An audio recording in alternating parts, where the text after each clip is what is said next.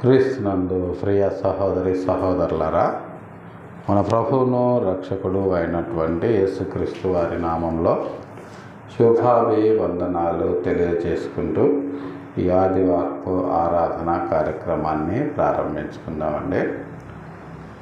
ఈరోజు ఆరాధనలో భాగంగా దేవుడు మనకు అనుగ్రహించినటువంటి వాక్య భాగము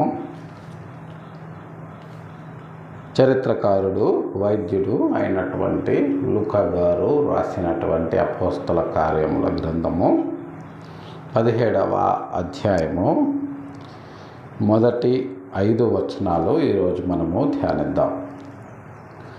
అపోస్తల కార్యముల గ్రంథము 17వ అధ్యాయము మొదటి 5 వచనాలు.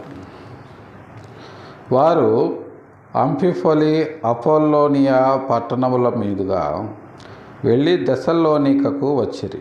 అక్కడ యూదుల సమాజ మందిరము ఒకటి ఉండెను కనుక పౌలు తన వాడుక చొప్పున సమాజపు వారి యొద్దకు వెళ్ళి, క్రీస్తు శ్రమపడి మృతులలో నుండి లేచుట ఆవశ్యకమనియు, నేను మీకు ప్రచురము చేయు యేసే క్రీస్తై ఉన్నాడనియు లేఖనములలో నుండి దృష్టాంతముల నెత్తివిప్పి చెప్పుచు వారితో 3 విశ్రాంతి దినములు తర్కించుచుండెను. వారిలో కొందరు భక్తిపరులకు గ్రీసు దేశస్థులలో చాలామందియు ఘనత గల స్త్రీలలో అనేకులు ఒప్పుకొని పౌలుతోనూ సీలతోనూ కలిసి కొనిరి. అయితే యూదులు మత్సరపడి పని పాటలు లేక తిరుగు కొందరు దుష్టులను వెంట పెట్టుకొని గుంపు కూర్చి పట్టణమెల్లా అల్లరి చేయుచు యాసోను ఇంటి మీద పడి వారిని జనుల సభ ఎదుటకి తీసుకొని వచ్చుటకు యత్నము చేసిరి. చిన్న ప్రార్థన చేసుకుందామండి. ప్రేమ కలిగిన మా తండ్రి, పరిశుద్ధమైన మా ప్రభువా, మీ పాదాలకు వందనాలు, స్తుతులు, స్తోత్రాలు నా తండ్రి. గడిచిన పరిశుద్ధ దినము నుంచి నేటి పరిశుద్ధ దినం వరకు మా పనుల్లో, మా ప్రయాణాల్లో మాకు తోడు నీడగా ఉండి నేటి పరిశుద్ధ దినమున మీ పాద సన్నిధికి చేర్చి మిమ్మల్ని స్తుతించి ఆరాధించి నిగూఢమైన మీ పరలోక రాజ్య మర్మాలను మేము ధ్యానించటానికి, మీ వాక్యము సత్యమని, మీరు నిత్యమని, మీరు చేసిన అలాగే అపోస్తలులు చేసిన కార్యక్రమాలు, వాటి యొక్క ఆధారాలు ఇప్పటికీ సజీవంగా ఉన్నాయని మేము ప్రకటించడానికి మీరు మాకు అనుగ్రహించినటువంటి గొప్ప తరుణాన్ని బట్టి మీ పాదాలకు వందనాలు చెల్లించుకొనుచున్నాం.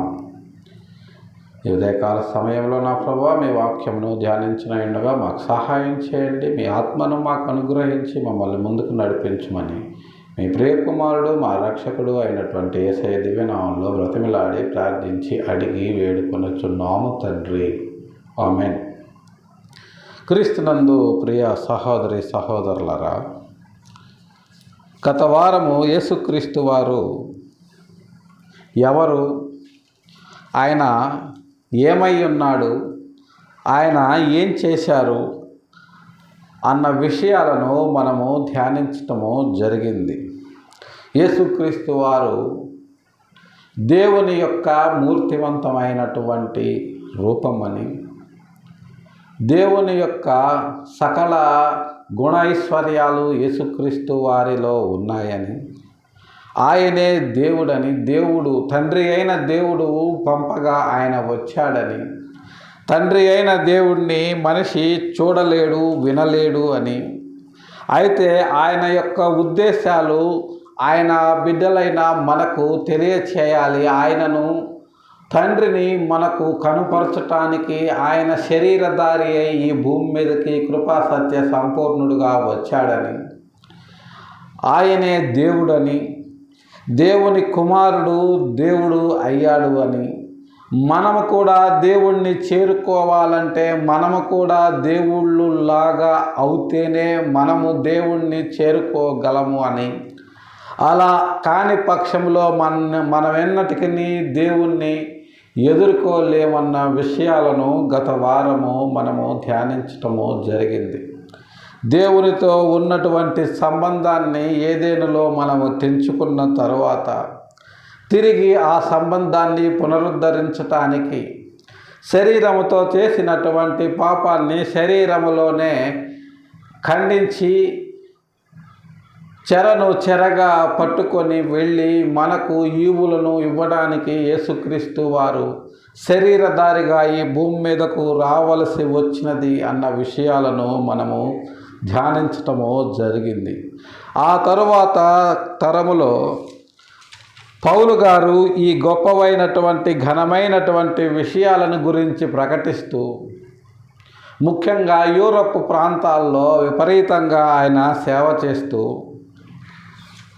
ఉన్నటువంటి ఆ పరిస్థితుల్లో వాళ్ళు యూరప్లో ఇప్పుడు ఉన్నటువంటి దాదాపుగా గ్రీకు పరిసర ప్రాంతాల్లో వాళ్ళు ప్రయాణిస్తూ దేవుని యొక్క సువార్తను ప్రకటిస్తూ పౌలు శీల గారు వారు అంఫిఫొలి అపోల్లోనియా పట్టణముల మీదుగా వెళ్ళి థెస్సలోనికకు వచ్చారు. ఈ థెస్సలోనిక అనేది అలెగ్జాండర్ గారి యొక్క చెల్లెలు గారి యొక్క నామధేయము. అయితే అక్కడ ఫిలిప్పి అని ఇంకొక పట్టణము కూడా ఉంది, అది అలెగ్జాండర్ గారి యొక్క తండ్రి గారి పేరు. అవి ఇప్పటికీ కూడా ఉన్నాయి యూరప్లో. వాటిని ఈ మధ్య మాకు తెలిసినటువంటి ఒక సైంటిస్ట్ గారు వాటిని సందర్శించి ఈ బైబిల్లో చెప్పబడినటువంటి చారిత్రక అంశాలను ఆయన వీడియో తీయటం కూడా జరిగింది. వాటిని కూడా త్వరలో మనము స్క్రీన్ మీద ప్రజెంట్ చేసే ప్రయత్నము చేస్తాము. అవి ఎంత చారిత్రాత్మకమైనవో అవి ఎంత వాస్తవాలు అనేది, బైబిలు ఎంత వాస్తవిక గ్రంథము అనేది ప్రపంచ ప్రజలకు తెలియచేసే ఈ కార్యక్రమము ముందు మరింత విస్తృతంగా చేయబోతున్నాము. కాబట్టి దాని గురించి ప్రభు నామములో సహకరించండి, ప్రార్థన చేయమని కోరటము జరుగుతుంది ప్రియులారా. అయితే విషయంలోకి వెళితే అపోల్లోనియా పట్టణముల మీదుగా వెళ్ళి థెస్సలోనికకు వచ్చిరి. అక్కడ యూదుల సమాజ మందిరం ఒకటి ఉండెను. థెస్సలోనికలో ఉన్న యూదుల సమాజ మందిరాన్ని కూడా ఇప్పుడు 1 నెల క్రితము వారు వెళ్ళి వీడియో తీయటము జరిగింది ప్రియులారా. అదే సమాజ మందిరాన్ని గురించి ఇక్కడ లూకా గారు చెప్తున్నారు. అక్కడ యూదుల సమాజ మందిరం ఒకటి ఉండెను కనుక పౌలు తన వాడుక చొప్పున సమాజపు వారి యొద్దకు వెళ్ళి, యేసు మృతులలో నుండి లేచుట ఆవశ్యకమనియు నేను మీకు ప్రచురము చేయు యేసే క్రీస్తయ్యున్నాడనియు లేఖనములలో నుండి దృష్టాంతములను ఎత్తి విప్పి చెప్పుచు వారితో 3 విశ్రాంతి దినములు తర్కించుచుండెను. ఇక్కడ ఈ థెస్సలోనికలో ఉన్నటువంటి యూదుల సమాజ మందిరములో పౌలు గారు అలాగే శీల గారు వెళ్ళి ప్రకటిస్తున్నారు. యూదుల సమాజ మందిరము అంటే యూదులు కూడుకునేటటువంటి ఒక ప్రదేశము. దాన్ని ఇంగ్లీష్లో జూయిష్ సినగాగ్స్ అంటారు. సినగాగ్ అంటే యూదులు సమాజముగా కూడుకునేటటువంటి సమాజ మందిరము. ఈ సినగాగ్లో యూదులందరూ కూడుకున్నప్పుడు పౌలు శీల ఎంటర్ అయ్యి సువార్తను ప్రకటించడం మొదలుపెట్టారు. పౌలు గారు ఎంటర్ అయితే అక్కడ ఎవరు మాట్లాడరు. ఎందుకంటే పౌలు గారు నిఖార్స్ అయినటువంటి యూదుడు, బెన్యామీన్ గోత్రానికి చెందినవాడు, గతంలో యూదుల కొరకు ఎంతో కష్టపడి పనిచేసిన వాడు. అందుకోసమనే పౌలు గారు ఎంటర్ అయితే అక్కడ ఎవ్వరూ మాట్లాడరు. పిన్ డ్రాప్ సైలెంట్గా పౌలు గారు చెప్పేదాన్ని వింటున్నారు. పౌలు గారు ఏమని చెప్తున్నారు అంటే, నేను మీకు ప్రచురము చేయు యేసే క్రీస్తయి ఉన్నాడు. మీరు క్రీస్తు వస్తాడని ఏ క్రీస్తు కోసమైతే ఎదురు చూస్తున్నాడో, మెస్సయ వస్తాడని ఏ మెస్సయ కోసమైతే ఎదురు చూస్తున్నారో ఆ మెస్సయ్యే ఆ క్రీస్తే ఈ యేసు, ఈ గలిలయుడైన యేసు, ఈ నజరేయుడైన యేసు అని వారికి 3 విశ్రాంతి దినములు ప్రకటిస్తూ ఉన్నాడు, వారితో తర్కిస్తూ ఉన్నాడు. 3 విశ్రాంతి దినములు అంటే 3 వారాలు. 3 వారాల పాటు వారు కూడుకున్న ప్రతిసారి వెళ్ళి పౌలు గారు వారితో తర్కిస్తూ ఉన్నారు. ఈ యేసే క్రీస్తు, మీరు వస్తాడని ఎదురు చూసే క్రీస్తు ఈ యేసే అని వారితో తర్కిస్తూ ఉన్నారు. ఎలాగా అంటే దృష్టాంతములనెత్తి. యేసు వస్తాడని, ఆయన ప్రాణం పెడతాడని, ఆయన ప్రాణము ద్వారా లోక పాపములన్నీ తీసివేయబడతాయని, ఆ తరువాత బలులు అర్పణలు ఉండవని, ఆయన నామములోనే రక్షణ అని, ఆయనే రక్షణకు కర్త అని, ఆయనే సమాధానానికి కర్త అని, ధర్మశాస్త్రము వలన మనుషులకు దేవునికి ఉన్నటువంటి పెద్ద అడ్డుగోడ, ధర్మశాస్త్రము వలన మనుషులకు దేవునికి ఉన్న వైరాన్ని యేసుక్రీస్తు వారు తీసివేసి పరిశుద్ధ స్థలము, అతి పరిశుద్ధ స్థలము, అడ్డు తెరలను, దేవునికి మనుషులకు ఉన్న అడ్డు తెరలను చింపివేసి యేసుక్రీస్తు వారు మనుషులను దేవునికి దగ్గర చేసేటటువంటి క్రీస్తు ఈయనేనని వారికి ప్రకటించటము జరుగుతుంది. ప్రియులారా, వాళ్ళు నమ్మట్లేదు. అందుకనే 3 విశ్రాంతి దినములు వారితో తర్కించటం జరుగుతుంది. 3 విశ్రాంతి దినములు వారితో తర్కిస్తున్నారు అంటే వాళ్ళకి తెలుసు, వాళ్ళకి ధర్మశాస్త్రం అనేది తెలుసు. ఈ యేసు ఎలా క్రీస్తు అయ్యాడు అని వాళ్ళు పౌలు గారితో వాదిస్తూ ఉన్నారు. ఎందుకంటే లేఖనాలు ఏం చెప్తున్నాయి? రక్షకుడు లేదా మెస్సయ్య లేదా క్రీస్తు యూదా గోత్రంలో పుట్టాలి, దావీదు వంశంలో పుట్టాలి, అబ్రహాము వంశీకుడై ఉండాలి, అలాగే ఇశ్రాయేలీయుడు యూదుడై ఉండాలి, ఆ తర్వాత బెత్లెహేములోనే పుట్టాలి అనేటటువంటి ధర్మశాస్త్ర సంబంధమైనటువంటి కొన్ని ఆచారాలు వాళ్ళకున్నాయి. ఎందుకంటే ధర్మశాస్త్రం అదే చెప్పింది. మరి ఆ చెప్పిన విధంగా యేసుక్రీస్తు వారు వచ్చారా అంటే ఖచ్చితంగా వచ్చారు. యేసుక్రీస్తు వారు పుట్టింది బెత్లెహేంలో కాదా? యేసుక్రీస్తు వారు పుట్టింది యూదా గోత్రంలో కాదా? యేసుక్రీస్తు వారు పుట్టింది దావీదు వంశంలో కాదా?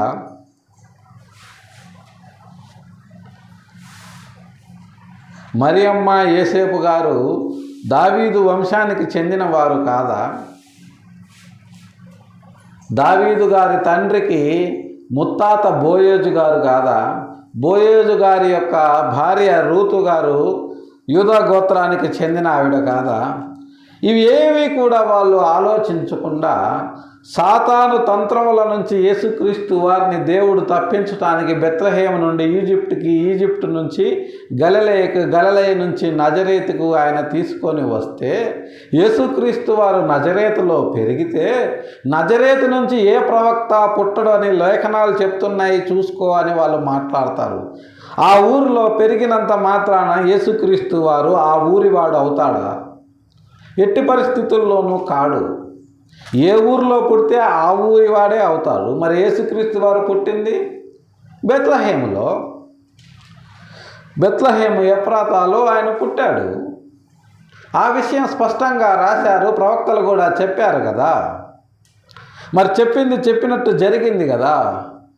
మరి పుట్టిన ఊరిని వదిలేసి పెరిగిన ఊరిని పట్టుకొని ఆయన్ని నజరేతు వాడు అని ఎలాగంటారు అంటే వీళ్ళు ఒప్పుకోవట్లేదు. యేసుక్రీస్తు వారు యూదా గోత్రానికి చెందిన వాడైనప్పటికీ, దావీదు వంశానికి చెందిన వాడైనప్పటికీ, వారు పుట్టిన టయానికి యేసుక్రీస్తు వారి తండ్రి ఒక సాధారణ కార్పెంటర్ కాబట్టి యేసుక్రీస్తు మెస్సయ్య అంటే రాజు, కింగు రాయల్ ప్యాలెస్లో పుట్టాలి కానీ కార్పెంటర్ ఇంట్లో ఎందుకు పుడతాడు? కాబట్టి ఈయన రాజు కాదని మేము ఒప్పుకోమంటున్నారు.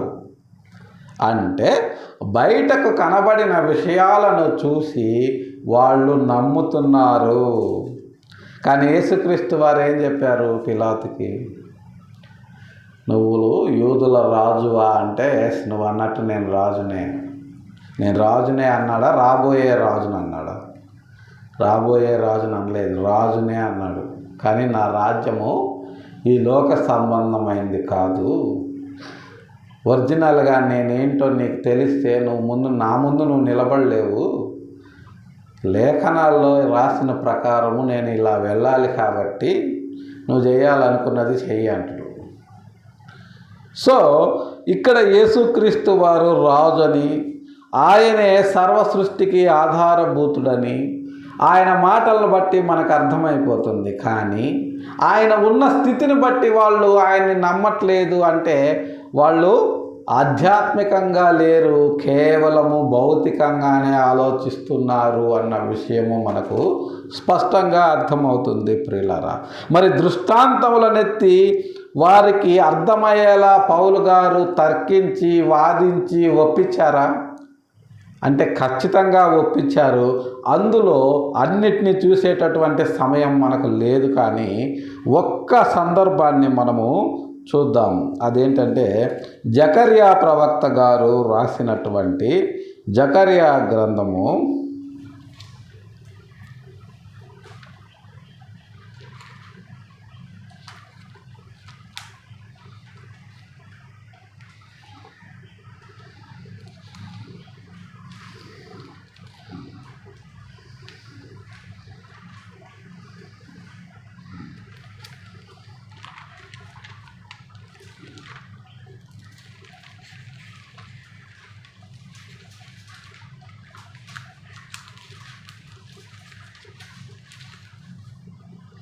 13వ అధ్యాయము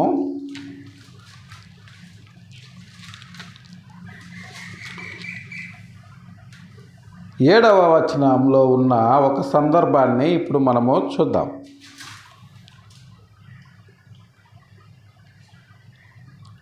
ఖడ్గమా నా గొర్రెల కాపరి మీదను నా సహకారి మీదను పడుము, ఇదే సైన్యములకు అధిపతియగు యెహోవా వాక్కు.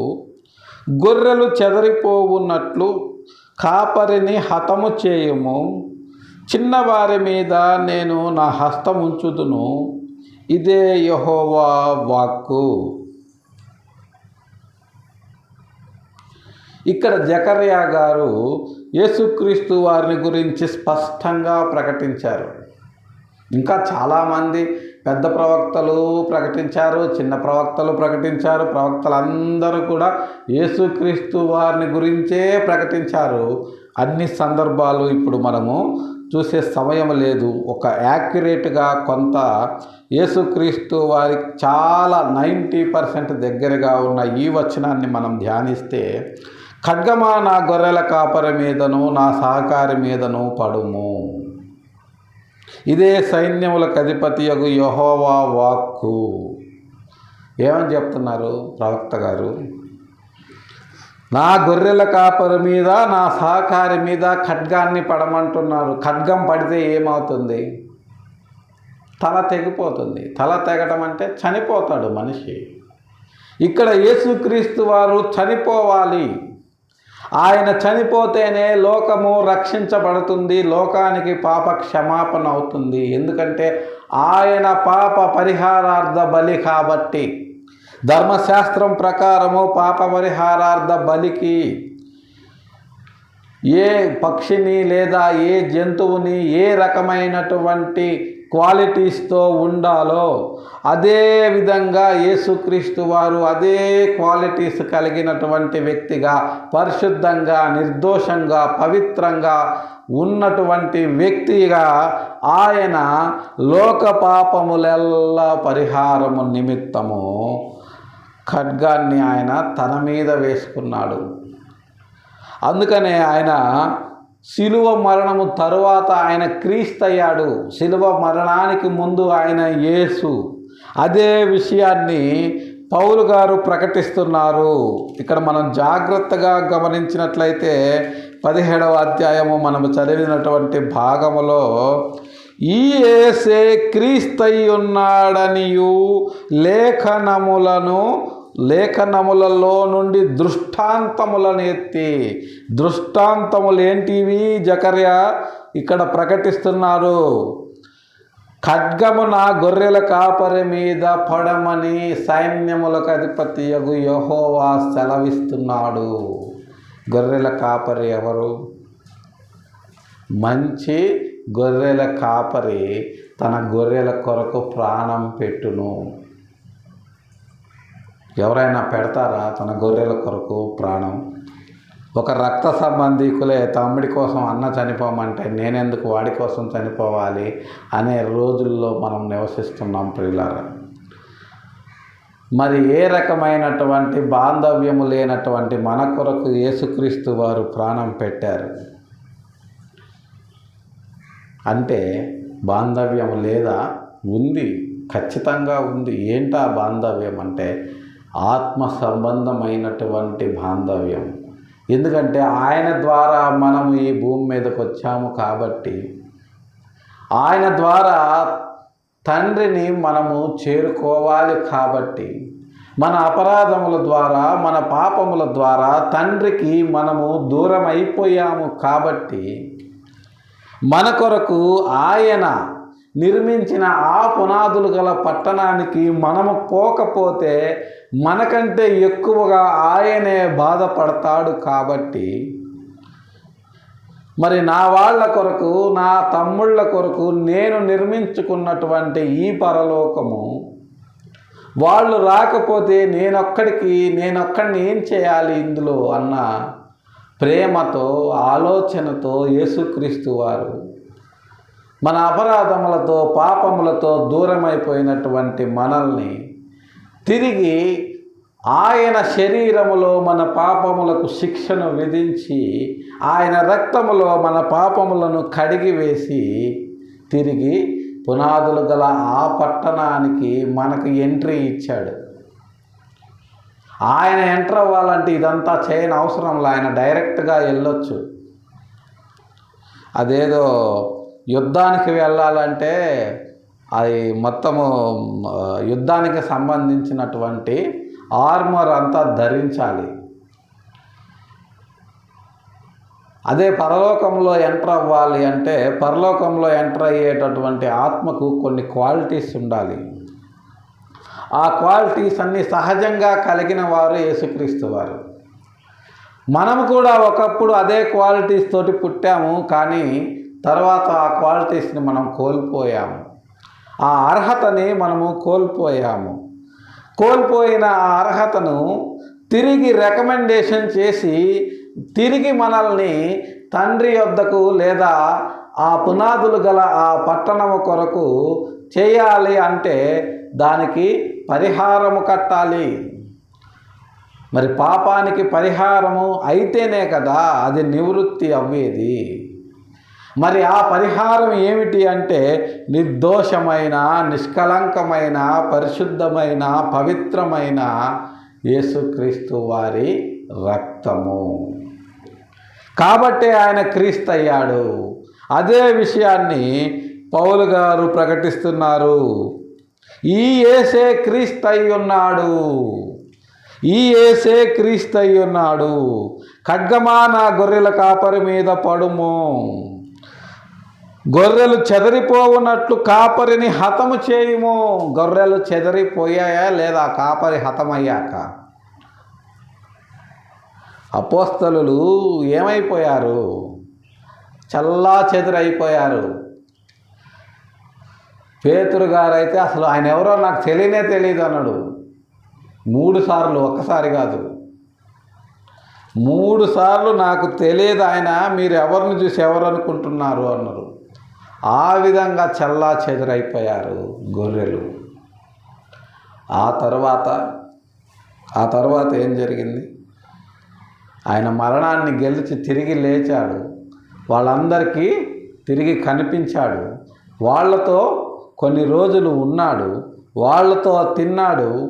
తర్వాత వాళ్ళందరికీ చనిపోయి తిరిగి లేచిన వ్యక్తి తానేనని కనపరుచుకున్నాడు. తర్వాత పరలోకానికి ఆరోహణమయ్యాడు. అప్పుడు వాళ్ళు దృఢపడి బలపడి వారు చూచిన వాటిని, వారు విన్న వాటిని, వారు కన్న వాటిని సాక్ష్యాలుగా ఈనాడు పరిశుద్ధ గ్రంథములో మనకు రాయించి ఇచ్చారు. ఇవి గొప్ప సాక్ష్యాలు. ఇంతకు మించి వేరే సాక్ష్యాలు ఏం అవసరంలా. ఇప్పుడు సాక్ష్యాల పేరుతో ఒక భయంకరమైన వ్యాపారాన్ని క్రైస్తవ బోధకులు చేయడం అనేది మనం చూస్తున్నాం ప్రియులారా. నాకు కడుపులో గడ్డ ఉంది, అయ్యగారు ప్రార్థన చేస్తే పోయింది. నాకు తలనొప్పి వస్తుంది, అయ్యగారు ప్రార్థన చేస్తే ఇలాంటి తప్పుడు సాక్ష్యాలను ప్రజల మధ్య ప్రకటిస్తూ అన్యుల మధ్యలో క్రీస్తు నామమును ఎంతలా అవమానపరుస్తున్నారు అనేది మనకు ప్రత్యేకంగా చెప్పనవసరం లేదు. ఈనాడు సోషల్ మీడియా నిండా క్రైస్తవ్యాన్ని ప్రకటించేవారు కంటే క్రైస్తవ్యాన్ని ట్రోల్ చేసేవారే ఎక్కువగా ఉన్నారు. దానికి కారణం ఇదిగో ఇలాంటి లేఖన విరుద్ధమైనటువంటి కార్యక్రమాలు చేస్తూ మాకంటే గొప్పగా దేవుని కొరకు పనిచేసే వాళ్ళు, ప్రయాసపడే వాళ్ళు లేరు అన్నట్లుగా ఈనాటి తప్పుడు బోధకుల యొక్క తప్పుడు విన్యాసాలను మనము సోషల్ మీడియా నిండా చూస్తూ ఉన్నాం ప్రియులారా. సాక్ష్యం అంటే ఏంటి? సాక్ష్యం అంటే తెలియదు. నీ గురించి నిన్ను చూసిన వారు లేదా నిన్ను విన్నవారు నీ గురించి ఇతరులకు చెప్పేది సాక్ష్యం అవుద్ది. అంతేగాని నీ గురించి నువ్వు చెప్పుకునేది సాక్ష్యం ఎలా అవుతుంది? మరి అది కాదు కదా. మరి ఈ సాక్ష్యాలు చెప్పే సాంప్రదాయం క్రైస్తవ్యంలో ఎప్పటి నుంచి మొదలైందో మనకు తెలియదు. సాక్ష్యం అంటే మన గురించి మనల్ని చూసిన వాళ్ళు వేరే వాళ్ళకి చెప్పాలి. కోర్టులోకి వెళ్ళి నేను చేయలేదండి, నేను ఇలా చేద్దాం అనుకున్నాను కానీ కాలేదు, అందుకని నేను అలా చేశాను, ఇదే నా సాక్ష్యం అంటే నీ సాక్ష్యాన్ని కోర్టు తీసుకుంటుందా? నీ గురించి నువ్వు చెప్పుకుంటే అది సాక్ష్యం ఎలా అవుతుంది? నీ గురించి ఇతరులు చెప్పాలి, అప్పుడు అతన్ని సాక్షిగా పరిగణిస్తారు.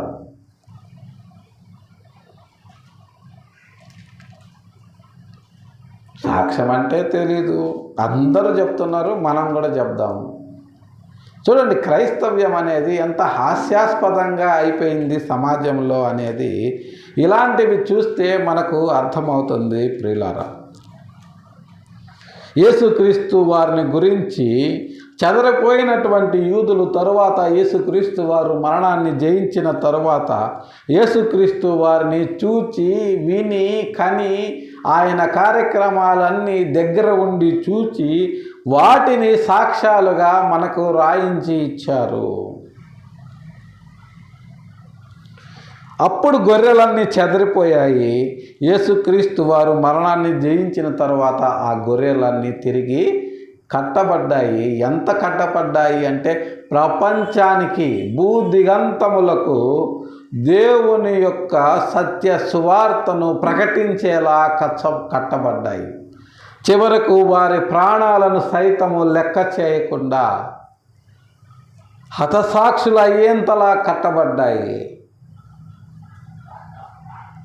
ఆ తరువాత ఒక పౌలు, ఒక శీల, ఒక బర్నబా, ఒక లూకా, ఒక జాన్ మార్కు ఎంతోమంది యేసుక్రీస్తు వారి కొరకు ప్రయాసపడి తిండి లేకుండా, నీళ్లు లేకుండా, అనేక రకాలైనటువంటి ప్రయాణ సౌకర్యాలు లేకపోయినా సరే తుఫానుల్లో, సముద్రంలో ప్రయాణాలు చేస్తూ దేవుని సత్య సువార్తను భూదిగంతములకు ఎలా చేర్చారు? ఏమీ తెలియదు. 100 రూపాయలకి చేతిలోకి బైబిల్ వచ్చేసిందని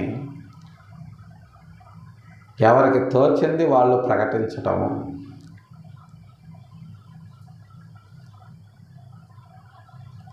సో ఇక్కడ యేసే క్రీస్తు ఉన్నాడని చెప్పి లేఖనములలో నుండి దృష్టాంతములని విప్పి చెప్పుచు వారితో 3 విశ్రాంతి దినములు తర్కించుచుండెను.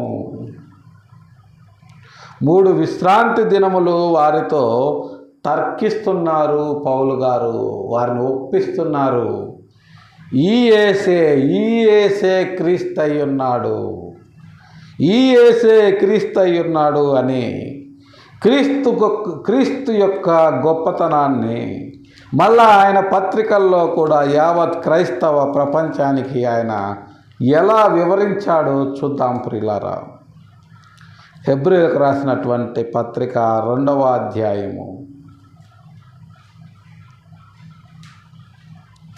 6 నుంచి 10 వచనాలు మనము చూస్తే, అయితే ఒకడు ఒకచోట ఇలాగన దృఢముగా సాక్ష్యం ఇచ్చుచున్నాడు, నీవు మనుష్యుని జ్ఞాపకము చేసుకొనుటకు వాడేపాటి వాడు, నీవు నరపుత్రుని దర్శించుటకు వాడేపాటి వాడు, నీవు దేవదూతల కంటే వాణ్ణి కొంచెము తక్కువ వానిగా చేసితివి, మహిమా ప్రభావములతో వానికి కిరీటము ధరింపచేసితివి, నీ చేతి పనుల మీద వానికి అధికారం అనుగ్రహించితివి, వాని పాదముల క్రింద సమస్తమును ఉంచితివి.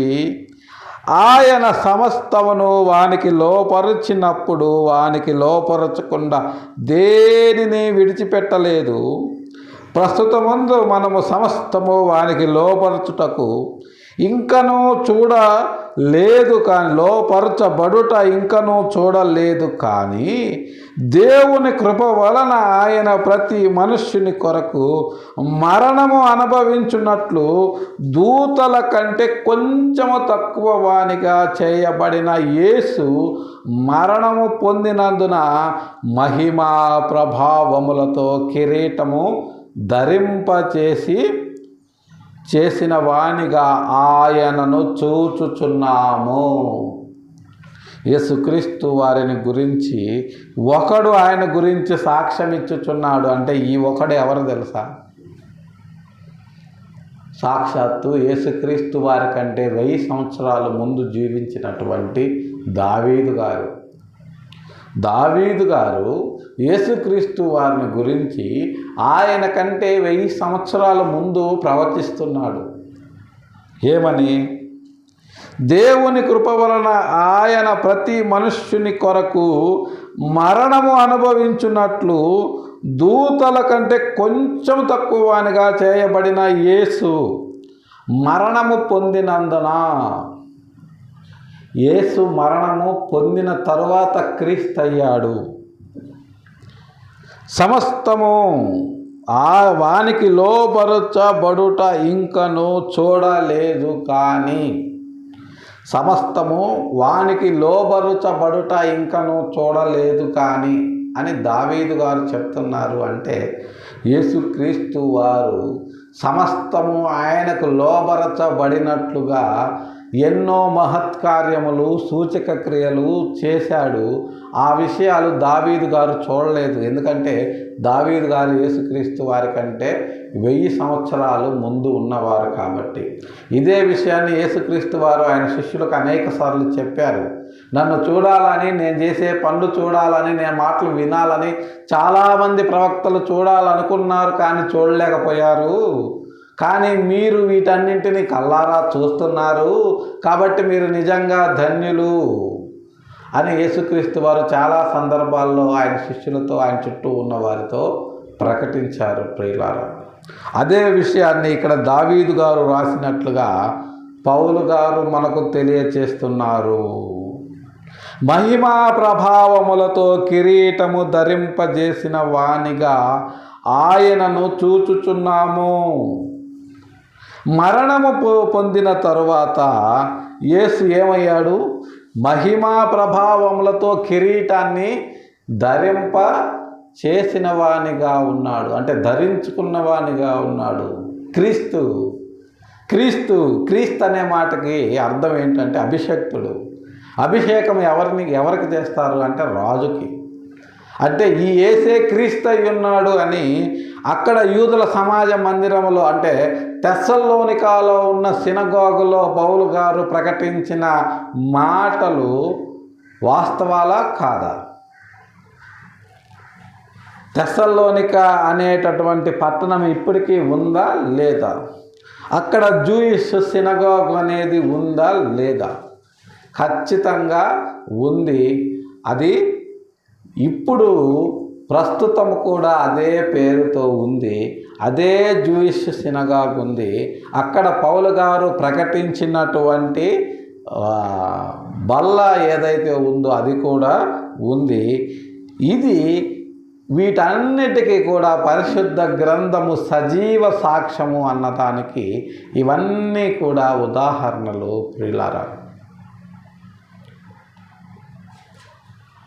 కాబట్టి ఇలాంటి దృష్టాంతములన్నింటినీ కూడా పౌలు గారు ఎత్తి వాళ్ళకు ప్రకటించి వాళ్ళ నోరు మూపించాడు. యూదుల నోరులు యేసే క్రీస్తు ఉన్నాడు అని నమ్మనటువంటి యూదుల నోళ్ళు మూపించాడు.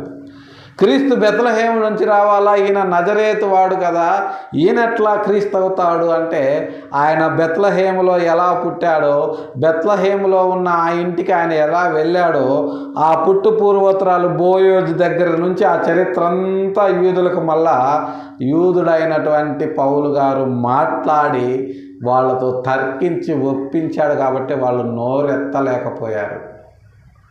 నజరేతులో పెరిగితే నజరేతుడు అవుతాడా? ఎక్కడ పుడితే అక్కడ వాడే అవుతాడు. మొన్నటిదాకా అమెరికాలో పుడితే అమెరికా పౌరసత్వం ఇస్తారు. అందుకోసమనే ఇండియా నుంచి చాలామంది డబ్బున్న వాళ్ళు 9 నెలల గర్భం వచ్చినటువంటి గర్భవతులందరినీ ఇమీడియట్గా ఫ్లైట్ ఎక్కించి అమెరికా తీసుకొని వెళ్ళేవాళ్ళు. ఒక ముహూర్తాలు నిర్ణయించుకొని అదే ముహూర్తానికి సిజేరియన్ చేసి బయటికి తెచ్చే విధంగా కూడా చాలా చేశారు. అవన్నీ గమనించినటువంటి ప్రభుత్వం ఇప్పుడు బెర్త్ సిటిజన్షిప్ని క్యాన్సిల్ చేసింది, ట్రంప్ ప్రభుత్వం. ఇది కూడా తెలియదు మన అక్కడ తెసలోనికాలో ఉన్న యూదులకు. కాబట్టే పౌలు గారు వారితో తర్కించి ఒప్పించాడు. ఇంకొక సందర్భము అపోస్తల కార్యములో 18వ అధ్యాయము 18వ వచనము, క్షమించండి 28వ వచనము. యేసే క్రీస్తు అనే లేఖనముల ద్వారా అతడు దృష్టాంతపరచి యూదుల వాదమును బహిరంగముగా గట్టిగాను ఖండించుచూ వచ్చెను.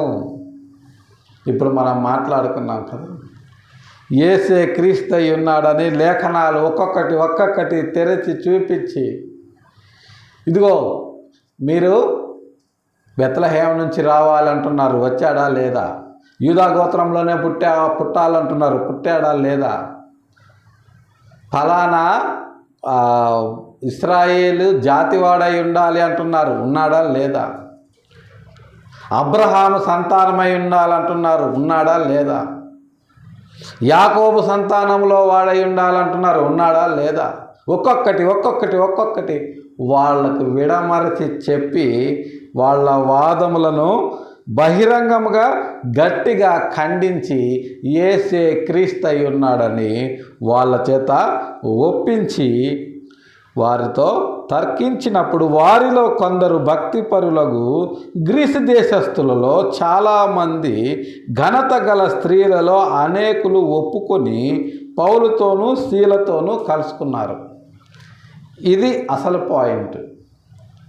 ఇప్పటి వరకు యూదులతో ఆయన యేసే క్రీస్తు ఉన్నాడు అని వాదించి ఒప్పించినప్పుడు అక్కడ జరుగుతున్నటువంటి కార్యక్రమం అంతటిని కూడా ఈ యూదులకు ఏ సంబంధం లేనటువంటి గ్రీకులు చూస్తున్నారు. చూసి వాళ్ళు ఏమంటున్నారు? ఎస్, పౌలు గారు ప్రకటించింది సత్యము, పౌలు గారు ప్రకటించిందే నిజము, నిజంగానే ఈ యేసే క్రీస్తు అని వాళ్ళు సంతోషంగా అంగీకరించి సువార్తను ఘనత గల స్త్రీలలో అనేకులు, అంటే ఇక్కడ ఘనత అనేది అంటే ప్రముఖులు అని, అంటే అప్పటికి ఆ ప్రాంతంలో వీళ్ళు ప్రముఖులుగా లేదా సామాజిక రాజకీయ గుర్తింపు పొందిన వారుగా ఉన్నవాళ్ళు అని అనుకోవచ్చు. ఘనత కలిగిన స్త్రీలు అంటే వాళ్ళల్లో అనేకులు ఒప్పుకొని పౌలుతో శీలతో చేరారు. అంటే బాగా డబ్బున్న వాళ్ళు, సామాజిక హోదా ఉన్నవాళ్ళు, వాళ్ళు హృదయపూర్వకంగా సువార్తను అంగీకరించి పౌలుతోటి శీలతోటి వాళ్ళు కలుసుకున్నప్పుడు ఈ యూదులకు ఏం జరిగింది అంటే ఈ యూదులు మస్తరపడ్డారు, అంటే కుళ్ళుకున్నారు పౌలు గారిని చూసి. ఇప్పుడు కూడా అదే జరుగుతుంది ప్రియులారా, బయట కాదు, క్రైస్తవ సమాజంలోనే. సత్యవాక్యాన్ని సరిగా విభజించి ప్రకటించే వాళ్ళు కొందరే ఉంటే ఆ కొందరి మీద సాటి క్రైస్తవులే దాడి చేయటం, ఆయన ప్రకటించేది తప్పని దాన్ని వక్రీకరించటం, అనేక రకాలైనటువంటి భిన్నమైన వాదనలు తీసుకొని వచ్చి వాటిని వాళ్ళు ప్రకటించినట్లుగా వీళ్ళు యూట్యూబ్లో వీడియోలు చేయటం, ఇలా అనేక రకాలైనటువంటి మత్సరం అనేది క్రైస్తవ సమాజంలో పెరిగిపోయింది ప్రియులారా. ఇది ఇప్పటి నుంచి ఉంది కాదు, ఆదిమ క్రైస్తవ సంఘము మొదలైనప్పటి నుంచే ఉంది అని బైబిల్ మనకి సాక్ష్యాలను తెలియచేస్తుంది. అయితే యూదులు మత్సరపడి పనిపాటలు లేక తిరుగు కొందరు దుష్టులను వెంటబెట్టుకొని గుంపు కూర్చి పట్టణమెల్లా అల్లరి చేయుచు యాసోను ఇంటి మీద పడి వారి జనులను సభ ఎదుటకు తీసుకొని వచ్చుటకు యత్నము చేశారు. యాసోను ఇంటి మీద అంటే ఈ పౌలు శీల గారికి వాళ్ళు ఆతిథ్యం ఇచ్చేటటువంటి ఇల్లు అది. ఇక వీళ్ళని ఏం చేయలేక, వీళ్ళని వాక్యంతో ఎదుర్కోలేక ఇక వీళ్ళు భౌతిక దాడులకు దిగిన సందర్భం ఇది. చూడండి, మత్సరం అనేది ఎంత చెడ్డదో, ఎట్లా పనిచేస్తుందో అనేది ఇలాంటి సందర్భాలను చూస్తే మనకు అర్థమవుతుంది ప్రియులారా. అదే పరిస్థితి నేడు కూడా అనేక సందర్భాల్లో మనము చూస్తూ ఉన్నాము. కాబట్టి ఏది సత్యమో, ఏది నిత్యమో, ఏది లేఖనానుసారము కాదో ఉన్నది ఉన్నట్లుగా ప్రకటిస్తూ దేవుని కొరకు ప్రయాసపడే వారిని చూచి మత్సరపడక గ్రీసు దేశస్థులలోని ప్రముఖుల వలె ఆనంద హృదయముతో నిష్కపటమైన మనస్సాక్షితో సువార్తను అంగీకరించి దేవుడిచ్చేటటువంటి గొప్పదైన ఘనమైన నిత్య జీవాన్ని, పరలోక రాజ్యాన్ని స్వతంత్రించుకొనున్నట్లు ఆ విధంగా మనము దేవుని కొరకు పరిచయాలని ప్రేమపూర్వకంగా కోరుకుంటూ ఈ కొద్ది మాటలు దేవుడు మన వినికిడిలో దీవించినట్లు ప్రార్థన చేసుకుందాం.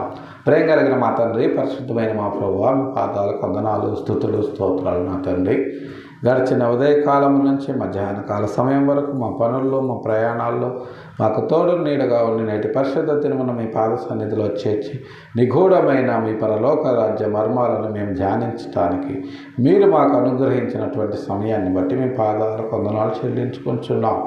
ఈ మధ్యాహ్న కాల సమయంలో నా ప్రభువా, మీ దాసుడు గొప్ప ప్రవక్త, వైద్యుడు అయినటువంటి లూకా గారి ద్వారా మీరు మాకు తెలియజేసినటువంటి ఎన్నో విషయాలను నా ప్రభువా, ముఖ్యంగా నా తండ్రి యూదుల సమాజ మందిరంలో యేసే క్రీస్తు అయి ఉన్నాడని చెప్పి పౌలు గారు యూదులతోటి వాదించి తర్కించి ఒప్పించి నా ప్రభువా, వారి వాదములను బహిరంగముగా ఖండితముగా నా తండ్రి గద్దించిన ప్రభువా, యేసుక్రీస్తు వారే లోక రక్షకుడని, యేసుక్రీస్తు వారి ద్వారానే రక్షణ అని, పాప పరిహారార్థ బలిగా ఆయనే అర్పింపబడ్డాడని, ఇక ముందు బలులు అర్పణలు ఆయనకు అవసరము లేదని, విలిగి నరిగినటువంటి హృదయమే ఆయన కోరేటటువంటి బలి అని అనేక రకాలైనటువంటి సందర్భాలను, దృష్టాంతములను ఎత్తి చూపించి నా ప్రభువా, వారితో తర్కించి వారిని ఒప్పించారు నా తండ్రి. తద్వారా నా ప్రభువా, ఆ చుట్టూ ఉన్నటువంటి అనేక మంది గ్రీకులు రక్షణ పొంది నా ప్రభువా, మీ రక్షణలోకి నా తండ్రి, మీ నిత్య జీవంలోకి వారు వచ్చినట్లుగా ఎన్నో సందర్భాలను నా తండ్రి మీరు మాకు వివరించి ఉన్నారు. అలాగునే నా ప్రభువా, ఈనాడు నా తండ్రి ఈ సత్యవాక్యాన్ని మేము నా ప్రభువా ప్రకటించుండగా నా తండ్రి ఎంతోమంది నా ప్రభువా దేవుని హృదయము కలిగిన వారు, దేవుని ఆత్మ కలిగిన వారు, నిర్మలమైన మనస్సాక్షి కలిగిన వారు ఆనందముతో, సంతోషముతో సువార్తను అంగీకరించి వారు కూడా నా ప్రభువా రక్షణలోనికి వచ్చి నా తండ్రి మీది గొప్పదైన ఘనమైన పరలోక రాజ్యాన్ని నిత్య జీవాన్ని స్వతంత్రించుకొనున్నట్లు మేము చేస్తున్నటువంటి ఈ ప్రయత్నాన్ని నా ప్రభువా ఫలింపచేయమని అనేకులకు చేరువ చేయమని మీ పాద సన్నిధిలో వేడుకొంచున్నాం. అలాగనే నా తండ్రి మధ్యాహ్నకాల సమయంలో చేరువచ్చిన బిడ్డలందరినీ మీ రెక్కల చాటును భద్రపరిచి కాపాడి నా ప్రభువా వారి వారి అవసరతల అక్కర్లన్నింటినీ తీర్చమని నా తండ్రి. ఇంకా నా ప్రభువా అనేక సందర్భాల్లో నా తండ్రి కాంపిటేటివ్ ఎగ్జామ్స్ కొరకు ప్రిపేర్ అవుతున్నటువంటి నా ప్రభువా మా అనుయాయుల కొరకు మా జత పని వారి కొరకు మీకు ప్రకటించగా నా తండ్రి వారి ఉద్యోగాల్లో నా ప్రభువా వారికి విజయాన్ని అనుగ్రహించి నా తండ్రి అలాగనే నా ప్రభువా వారిని జీవితాల్లో స్థిరపరిచి మరింతగా నా ప్రభువా మీ కొరకు పనిచేయటానికి సిద్ధపరిచిన మీ విధానమును బట్టి మీ పాదాలకు కృతజ్ఞతాస్తుతులు చెల్లించుకొంచు. అలాగనే నా తండ్రి మధ్యాహ్నకాల సమయంలో దిక్కులేని వారి కొరకు దీనదరిద్రుల కొరకు విధవరాండ్ర కొరకు మీ పాద సన్నిధిలో విజ్ఞాపన చేయించున్నాం. సహాయం చేయండి. వారి వారి అవసరతల అక్కర్లు తీర్చి మీరు ఘనత మహిమ ప్రభావాలు పొందగలరని అలాగనే నా ప్రభా మధ్యాహ్నకాల సమయంలో వ్యాధి బాధలతో బాధపడుతూ స్వస్థత కొరకు మీకు మొరపెట్టుచున్న వారి విషయమై మీ పాద సన్నిధిలో విజ్ఞాపన చేయుచున్నాం. సహాయం చేయండి. మీ చిత్తమైతే మీ గాయపడ్డ హస్తముతో వారిని ముట్టి వారికి స్వస్థతను అనుగ్రహించగలరని గడిచిన 24 గంటల్లో 24 గంటల్లో తెలుసో తెలియకో మీకు ఆయాసకరమైన మార్గం ఏదైనా మా జీవితాల్లో ఉన్నాయి కదా దాయితో మమ్మల్ని క్షమించి మన్నించగలరని మీ వాక్యము విరివిగా విత్తబడి అనేకుల హృదయాల్లో కార్యము జరిగించినట్లు మా భవిష్యత్తు కార్యాచరణను నా ప్రభువా ఉండులాగున మాకు సహాయము చేయగలరని మీ ప్రియకుమారుడు మా రక్షకుడు అయినటువంటి యేసయ్య దివ్యనామంలో బ్రతిమిలాడి ప్రార్థించి అడిగి వేడుకొనుచున్నాము తండ్రి. ఆమేన్.